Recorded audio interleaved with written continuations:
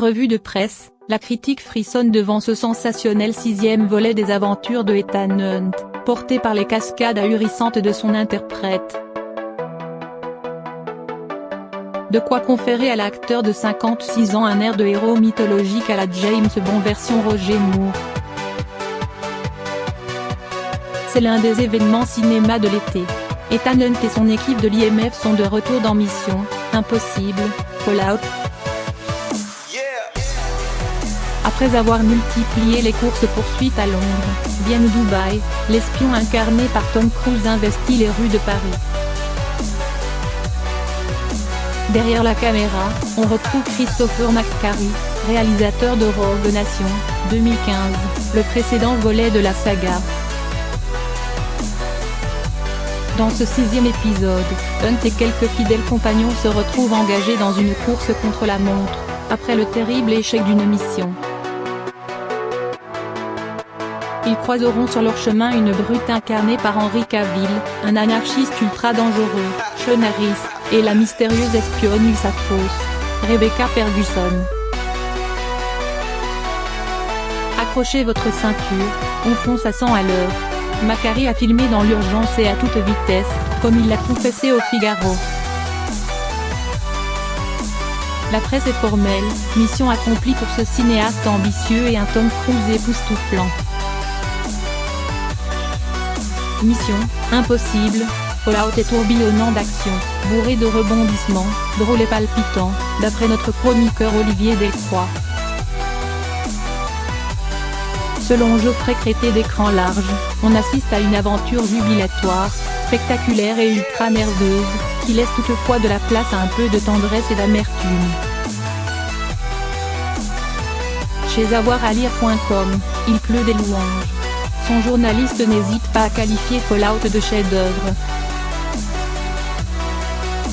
Le film s'immortalise au firmament du cinéma d'action, parmi les œuvres les plus spectaculaires et intenses jamais tournées, observe-t-il, notant quelques ressemblances avec la noirceur de Skyfall et l'intensité des longs métrages de Christopher Nolan. Pour Stéphanie Belpech du Journal du Dimanche, c'est une réussite totale.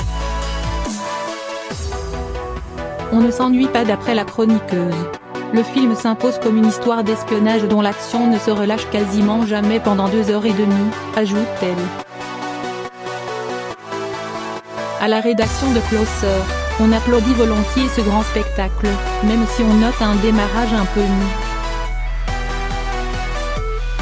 Niveau adrénaline, impossible de faire mieux, s'enthousiasme-t-on du côté de chez Télé 7 jours. Inoxydable Tom Cruise. Bref, les amateurs de sensationnel peuvent se jeter sur le popcorn. En termes de divertissement, Fallout remplit sa mission. Si elle est menée à terme, c'est surtout grâce à un flamboyant Tom Cruise. L'acteur réalise lui-même ses cascades, toujours plus ahurissantes et spectaculaires, peut-on lire dans les pages de Télérama. Et ça se voit, d'après le journaliste du Figaro Olivier Delcroix. Ce véritable Dorian Gray de l'espionnage ne semble montrer aucun signe de fatigue malgré tout ce qu'il subit, d'épisode en épisode, précise-t-il. Le film dresse en creux un portrait d'une star qui refuse de vieillir, note Jérôme Vernelin pour LCI. L'acteur de 56 ans s'est même cassé la cheville pendant le premier jour du tournage. Pas de quoi arrêter ce Tom Cruise transfiguré en héros mythologique, observe Christophe Caron dans les pages de La Voix du Nord. Il aurait même un petit côté Roger Moore de l'espion vieillissant, à en croire Nicolas Chaleur de l'Op. Appelez le Cruise. Tom Cruise. Durant ses 1001 cascades, l'acteur nous donne même l'occasion de jouer les touristes. Les courses-poursuites sont autant de raisons d'admirer la ville-lumière. Jamais une super-production avec un tel rayonnement international n'aura autant filmé la capitale sur grand écran, remarque la journaliste du Figaro Léna Luto.